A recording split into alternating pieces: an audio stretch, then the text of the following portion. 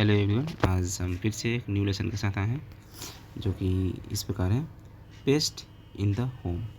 Paste मतलब होता है कोई भी कीड़ा मकोड़ा हो गया या फिर ये कॉकरोच हो गया, ग्रीट हो गया, रैट हो गया, ये सब क्या है, पेस्ट के अंतर्गत आता है। तो ये एक आर्टिकल है जो कि बिगनर के लिए है।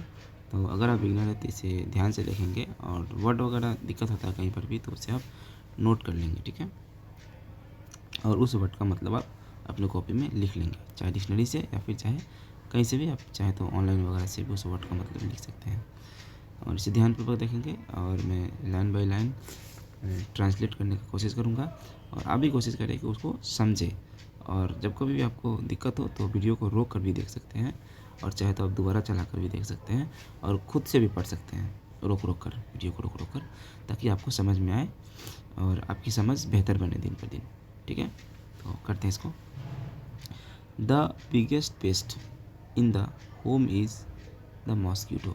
कह रहा है कि मॉस्किटो जो है, जो मच्छर है, वो सबसे मतलब बिगेस्ट मतलब सबसे बड़ा, सबसे ख़राब अगर कोई कीड़ा मकोड़ा है तो उसमें से वो है मॉस्किटो, क्योंकि मॉस्किटो बहुत ज़्यादा इंसान को परेशान करता है, ठीक है। आई नोटिस मतलब मैंने ऐसा नोटिस किया है कि दैट मतलब कि there are at least 3 different kinds of mosquitoes. मतलब मुझे ऐसा लगता है कि कम से कम 3 प्रकार के मॉस्किटोज होते हैं, ऐसा इसमें बताया जा रहा है। उसको ऐसा लगता है या फिर उसने ऐसा नोटिस किया है। यहाँ पे एटलीस्ट है, एटलीस्ट का मतलब होता है कम से कम, ठीक है। आगे देखते हैं। सम बाइट, कुछ जो मच्छर हैं वो क्या करते हैं, बाइट करते हैं। बाइट मीन्स काटना, काटना या डसना भी कह सकते हैं। कुछ काटते हैं या डसते हैं। इन लगा के बता रहा है, देखते हैं क्या है।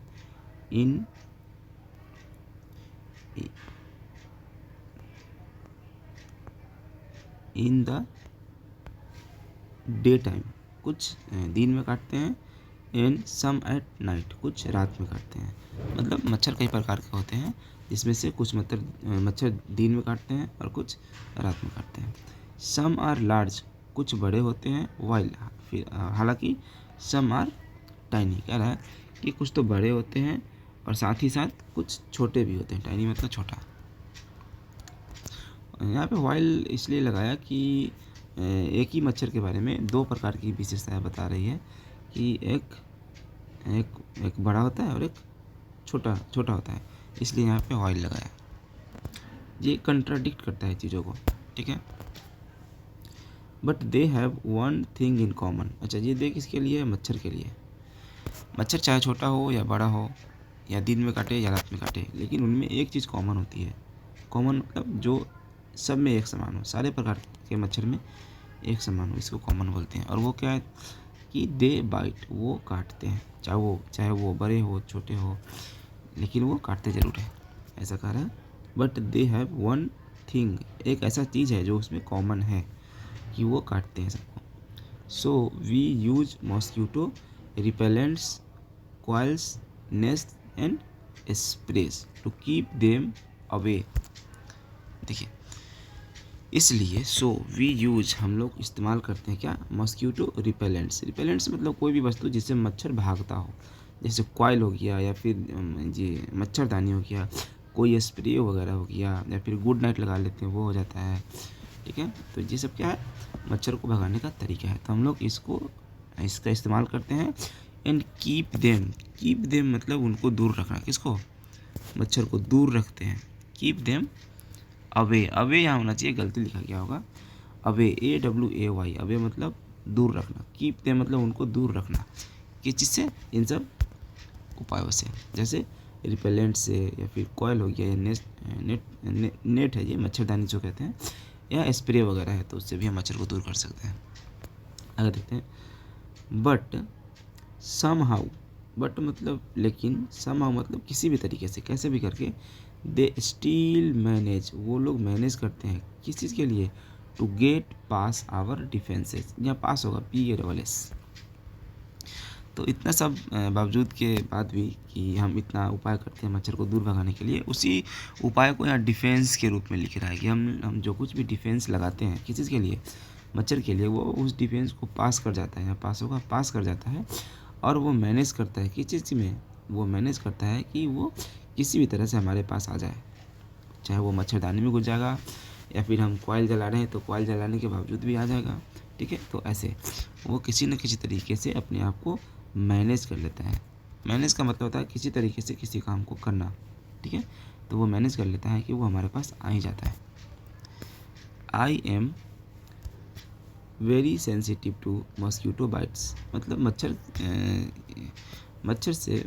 जो काटता है, मच्छर के काटने से मैं बहुत ही क्या हूँ, सेंसिटिव हूँ। सेंसिटिव मतलब संवेदनशील। अगर मुझे मच्छर काटता है तो मुझे दिक्कत होती है, बुखार लगती होगी, सर्दी लगती होगी या फिर कुछ हो जाता होगा ऐसा तबीयत ख़राब, उसको हम सेंसिटिव कहते हैं। तो यहाँ पे ये कह रहा है कि मुझे मच्छर के बाइट से बहुत दिक्कत होती है, इसलिए यहाँ पे सेंसिटिव लिख रहा है। ठीक ना।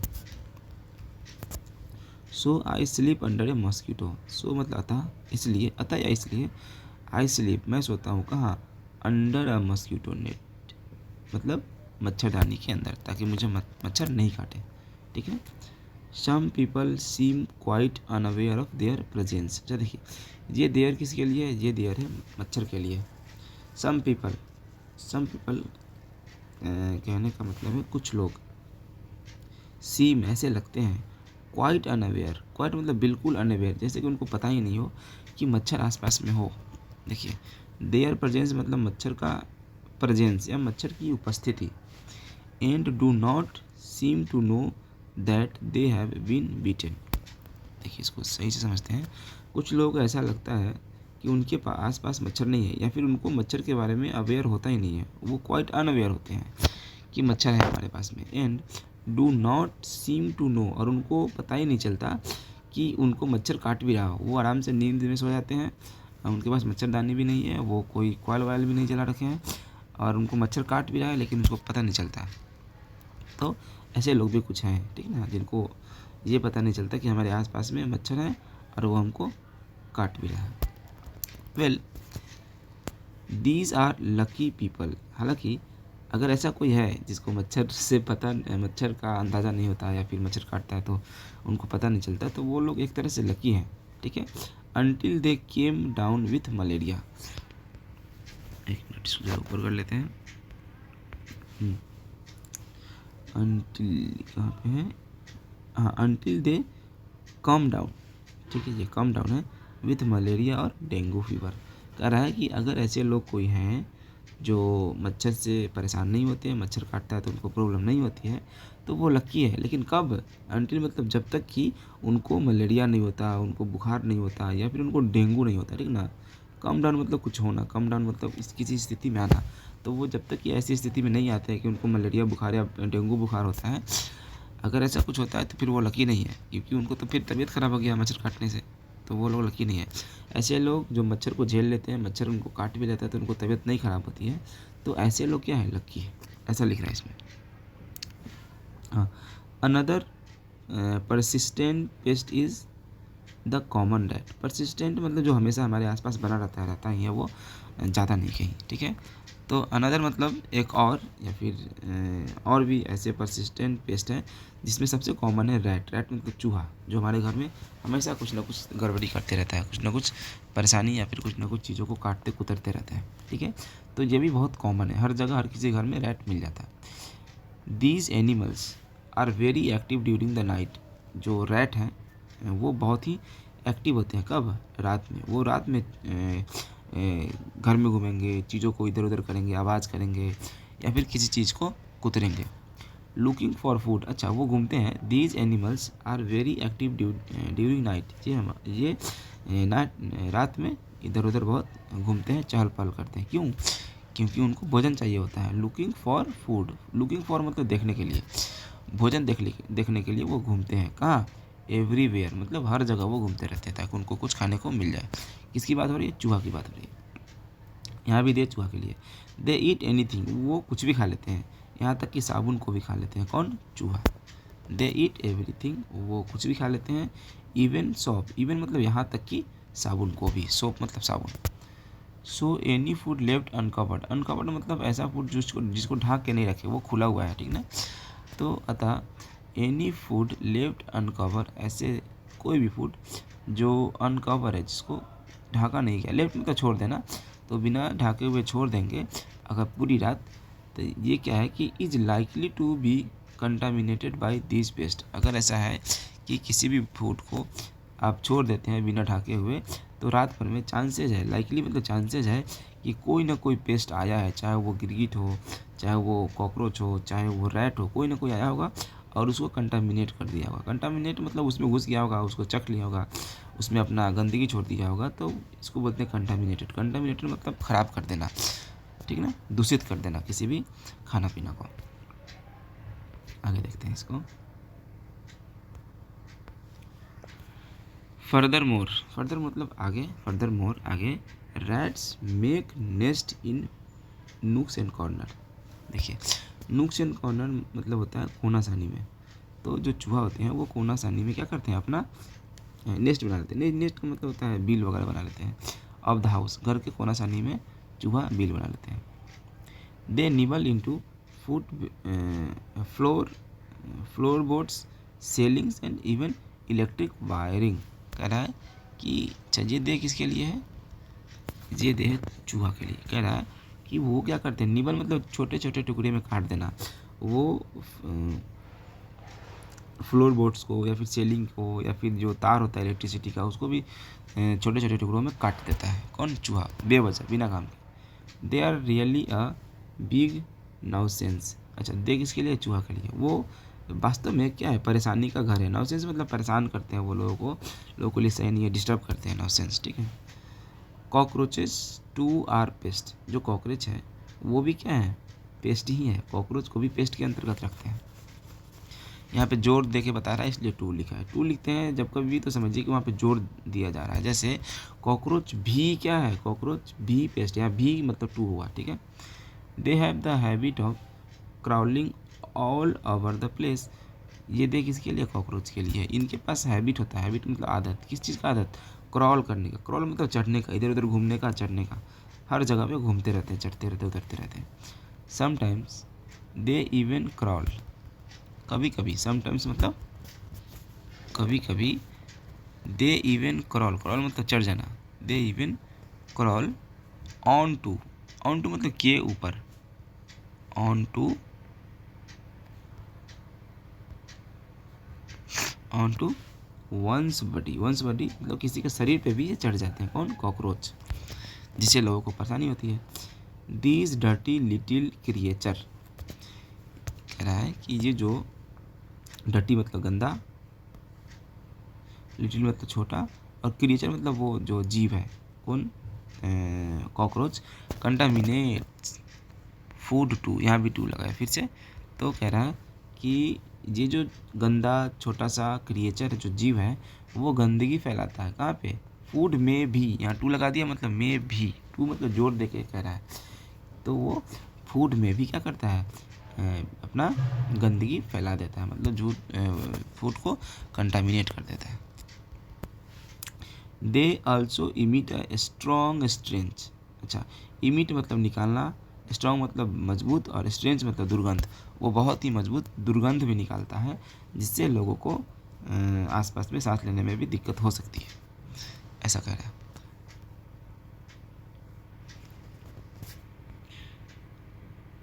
आगे देखते हैं। इट इज़ नेवर प्लीजेंट, मतलब ये कभी अच्छा नहीं होता। प्लीजेंट मतलब अच्छा होना, ये कभी अच्छा नहीं होता।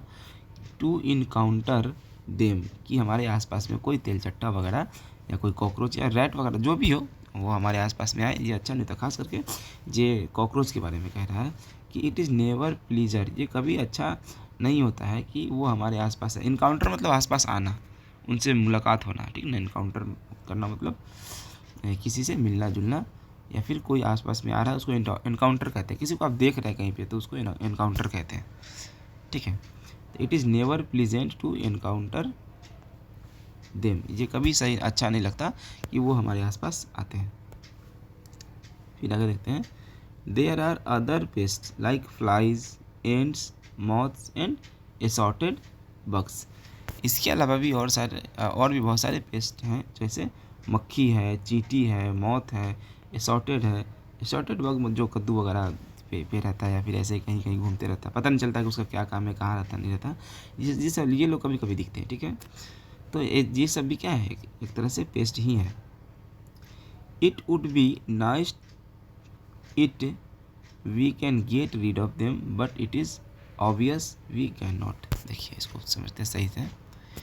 इट वुड बी नाइस मतलब ये अच्छा होगा या ये अच्छा होता कि, ये इट एक्स्ट्रा लग रहा है, इट नहीं होना चाहिए। ये अच्छा होता कि, या फिर यहाँ पे डैट होना चाहिए। वी कैन गेट रीड मतलब छुटकारा पाना, हम लोग छुटकारा पा सकते थे। गेट रीड ऑफ देम उन लोगों से हम लोग छुटकारा पा सकते थे। ये अच्छा होता कि हम लोग उन लोगों से छुटकारा पा सकते थे। लेकिन लेकिन इट इज़ ऑब्वियस, ये वास्तविकता है। ऑब्वियस मतलब वास्तविकता है कि वी कैन नॉट, हम उन लोगों से छुटकारा नहीं पा सकते, क्योंकि वो हमारे घर में ही रहते हैं। चाहे वो मॉस्किटो हो, चाहे वो मक्खी हो, चाहे वो गिरीट हो, चाहे वो कॉकरोच हो, चाहे रैट हो, चाहे वो कोई अदर पेस्ट ही क्यों ना हो, हमारे आसपास ही रहते हैं, इसलिए हम उनसे छुटकारा नहीं पा सकते। ठीक है, यहाँ लिख रहा है ना, वी कैन नॉट मतलब हम नहीं पा सकते। क्या नहीं पा सकते, तो छुटकारा नहीं पा सकते, क्योंकि छुटकारा का बात हो रहा था। गेट रीड मतलब छुटकारा पाना किसी चीज़ से, ठीक है। और ये ऑब्वियस मतलब वास्तविक है कि ऐसा हो नहीं सकता। क्या नहीं हो सकता, हम लोग उससे छुटकारा नहीं पा सकते। आगे देखते हैं। They are here to stay, कह रहा है कि वो यहाँ पे हमारे साथ रहने के लिए ही हैं। दे आर हेयर मतलब वो हमारे घर में रहते हैं, किस चीज़ के लिए, मतलब वो इस चीज़ के लिए बने ही हैं कि हमारे घर में रहेंगे ही रहेंगे, ठीक है। They are here to stay, वो यहाँ रहेंगे ही रहेंगे, ऐसा है इस मतलब इसका मतलब, इस लाइन का मतलब। आगे देखते हैं। द ओनली इफ़ेक्टिव वे, जो एक आसान तरीका है या इफ़ेक्टिव जो कारगर तरीका है, यहाँ तक तरीका मतलब जो कारगर तरीका है, टू मिनिमाइज देम उनको कम करने का, उनको पूरी तरह से तो नहीं हटा सकते लेकिन उनको कम कर सकते हैं। और जो सबसे आसान तरीका है, सबसे कारगर तरीका है, जो इफ़ेक्टिव वे है, वो है to keep the house clean, कि हम अपने घर को साफ़ सुथरा रखें। हम अपने घर को जितना साफ़ सुथरा रखेंगे उतना कम चांस है कि हमारे आसपास में कीड़ा मकोड़ा आएंगे, ठीक है। Minimise them to keep the house clean, कि हम अपने हाउस को क्या करें, साफ़ सुथरा रखें। मिनिमाइज मतलब कम करना, किसको करना है कम, तो ये जो कीड़े मकोड़े हैं उसको। इन दिस वे इस तरीके से, इन दिस वे इसका मतलब होता है इस तरीके से। They have less places to breed and less food to eat. अगर हम हर जगह साफ़ सुथरा रखेंगे तो उनके लिए मुश्किल होगी और वो अपने बच्चे को नहीं दे पाएंगे। मतलब ब्रीड करना मतलब बच्चा देना। कोई भी जीव, कोई भी पशु पक्षी या फिर कोई जानवर या फिर कोई कीट पतंग अपने बच्चे को देता है तो उसको ब्रीडिंग कहते हैं या सिर्फ ब्रीड कहते हैं, ठीक है। तो ये उनके लिए मुश्किल हो जाएगा कि वो ब्रीड नहीं कर पाएंगे सही से, और उनको भोजन भी नहीं मिलेगा, क्योंकि भोजन उनको गंदगी से ही मिलता है, क्योंकि वो गंदगी ही खाते हैं। तो गंदगी हम घर में रखेंगे ही नहीं, घर को क्लीन रखेंगे तो ना उनको खाने के लिए भोजन मिलेगा, और भोजन नहीं मिलेगा तो फिर वो ब्रीड भी नहीं कर पाएंगे, अपने बच्चों को जन्म भी नहीं दे पाएंगे, ठीक है। क्योंकि जन्म भी देंगे तो गंदगी में ही देंगे, क्योंकि वो जो बच्चा जन्म लेगा कीड़ा मकोड़ा का तो वो भी तो गंदगी ही खाना है उसको। तो साफ़ सुथरा में अगर उसको जन्म देगा तो वो नहीं खा पाएगा, कुछ मिलेगा ही नहीं, क्योंकि उसको गंदगी खाना है। तो गंदगी नहीं रहेगा तो ना ही वो ब्रीड कर पाएंगे, ना ही वो अपना जनसंख्या बढ़ा पाएंगे, और ना ही उनको खाने के लिए भोजन मिलेगा, तो उनकी संख्या कम जाएगी, ठीक है। The less pest we have in the home, जितना ही हमारे पास घर में कम कीड़े मकोड़े होंगे, the more pleasant the home is, तो उतना ही वो खुशहाल घर बन जाएगा, उतना ही वो प्लीजेंट बन जाएगा घर, जिस घर में हम रहेंगे, ठीक है। फिर से कर लेते हैं लास्ट वाले लाइन को। द लेस पेस्ट, जितना कम कीट पतंग हमारे घर में रहेंगे, वी है मतलब हमारे घर में, इन द होम वही चीज़ है जो हमारे घर में जितना कम कीट पतंग रहेंगे, the more pleasant the home is, उतना ही खुशहाल हमारा घर बन जाएगा, ठीक है। तो ये सेंटेंस नहीं, ये आर्टिकल ख़त्म हुआ दोस्तों। आई होप कि आपको समझ में आया होगा, और आपको जैसा कि हम हर वीडियो में बता रहे हैं कि आपको एक-एक करके ये वीडियो सब देखने हैं, जो भी वीडियो अपलोड हो रहे हैं। और एक वीडियो में, 2 वीडियो में आपको कुछ नहीं आएगा। कम से कम आपको 10, 15, 20 वीडियो देखना पड़ेगा। उसके बाद आपको धीरे-धीरे चीज़ें समझ में आना शुरू होंगी, क्योंकि अभी आप लोग बिगिनर हैं और ऑफ़ कोर्स आप बिगिनर हैं तभी इस वीडियो को देख रहे हैं। तो आप थोड़ा पेशेंस रखेंगे, थोड़ा टाइम लगेगा और रेगुलर वॉच करेंगे अगर हमारे वीडियोज़ को, तो धीरे-धीरे इंग्लिश समझ में आने लगेगी। अभी शुरुआती दौर में आप क्या कीजिए कि वर्ड वगैरह अगर दिक्कत होती है तो उसको नोट कर लीजिए, उसका मीनिंग लिख लीजिए कहीं से और कोशिश कीजिए पढ़ने का। और एक बार पढ़ लीजिए खुद से, जैसे कि मैं पढ़ाता हूँ तो इसको एक बार पढ़ लीजिए। उसके बाद कोशिश कीजिए कि आप एक बार खुद से पढ़ें। हो सके तो कोई और आर्टिकल भी पढ़ सकते हैं जो इतना ही मतलब आसान होता हो, ज़्यादा मुश्किल नहीं पढ़िएगा। अगर नहीं मिलता है कुछ आपको पढ़ने के लिए तो आप इसी को पढ़ सकते हैं, वीडियो को बीच-बीच में रोक-रोक करके, जिससे आपका कॉन्फिडेंस बढ़ेगा और आप सही से पढ़ पाते हैं कि नहीं पढ़ पाते हैं, ये आपको पता चलेगा। क्योंकि वीडियो देखते समय तो ऐसा लगता है कि हम पढ़ लेंगे, लेकिन जब खुद पढ़ने की बारी आती है तब पता चलता है कि हम पढ़ पाएँगे कि नहीं।